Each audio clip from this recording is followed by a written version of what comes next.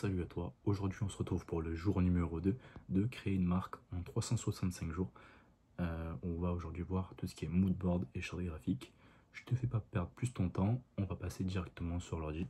Donc la dernière fois on avait vu l'importance des logos et de la typographie. Donc par exemple, il est important de faire un logo créatif, mais aussi un logo simple, plus pour les réseaux sociaux, pour les designs. Il est aussi important de faire un logo noir et blanc qui est plus lisse, plus neutre pour les réseaux sociaux et pour votre image de marque. On a pris l'exemple de Louis Vuitton par exemple. La typographie qui est super importante, il ne faut pas perdre ni vous-même ni le consommateur. Donc on se limite à 2-3 typographies, mais pas plus pour liste d'écriture. Aujourd'hui on passe à tout ce qui est palette de couleurs. Donc la charte graphique de votre marque. On va retourner sur justement le mood board qu'on avait fait la dernière fois, vous vous rappelez, où tu peux zoomer à l'infini comme ça. Moi j'en ai fait un super simple. Alors qu'est-ce que c'est, à quoi ça sert? Ça vous permet de prendre des photos, des images qui vous inspirent en relation justement avec la vision que vous avez de votre future marque.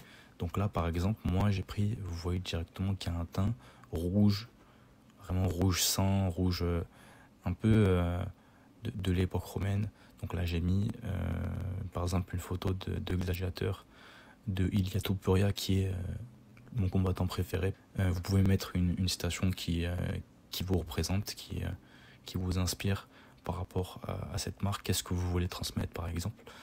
Donc l'idée est très simple, c'est projeter visuellement l'idée que vous avez de votre marque, qu'est-ce qu'elle doit inspirer. Et pour ce faire, il y a Pinterest qui est très connu. Donc par exemple, voilà, j'avais fait cette recherche-là. Si votre marque c'est du streetwear, imaginons que vous vouliez faire une marque streetwear avec ce genre de design-là, n'hésitez pas à prendre cette photo. Et juste au-dessus, ici, comme j'ai pu faire, de commencer à créer votre mood board en fonction de votre marque. Peut-être que les couleurs que vous allez utiliser, c'est du bleu marine, par exemple. Et vous allez directement avoir, voilà, regardez, typiquement, ça c'est l'exemple même, l'exemple cheap d'un mood board, super bien réalisé d'ailleurs. Ça paraît bête, mais tout comme la typographie, il ne faut pas que vous perdiez le consommateur, donc limitez-vous en termes de couleurs. Donc on va aller dans bleu marine par exemple, si c'est ce bleu vraiment, voilà, c'est typiquement le bleu marine en plus. Et n'hésitez pas à vous le noter ici pour pas perdre cette couleur.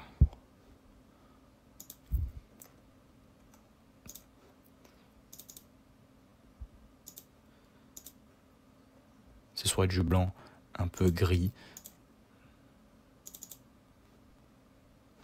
ce soit du blanc un peu froid comme ça. Vous notez également le code couleur. Et si vous vous demandez l'importance de tout ça, c'est simple, toutes les entreprises en fait ont une charte graphique qu'ils doivent respecter. Tout le service marketing est soumis aux chartes graphiques. Et c'est très important pour vous aussi de vous en fixer une.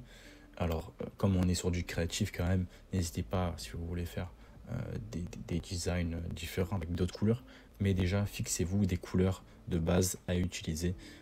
Par exemple, moi ce sera le rouge et le blanc parce que c'est des couleurs que j'apprécie énormément. Mais surtout pour le fabricant textile, vous allez devoir lui expliquer en détail quelle couleur vous voulez pour vos designs, pour vos logos, à quel endroit l'imprimer par exemple, quelle taille il doit faire et quelle couleur utiliser. Il n'aura pas forcément précisément la couleur que vous recherchez, mais il vous présentera une palette de couleurs disponible. Et donc le but, c'est d'anticiper ça. Alors je cherche pas à faire des formats super longs et super ennuyants, donc on va s'arrêter là pour celui-ci, et puis on se retrouve pour le troisième. Ciao, ciao.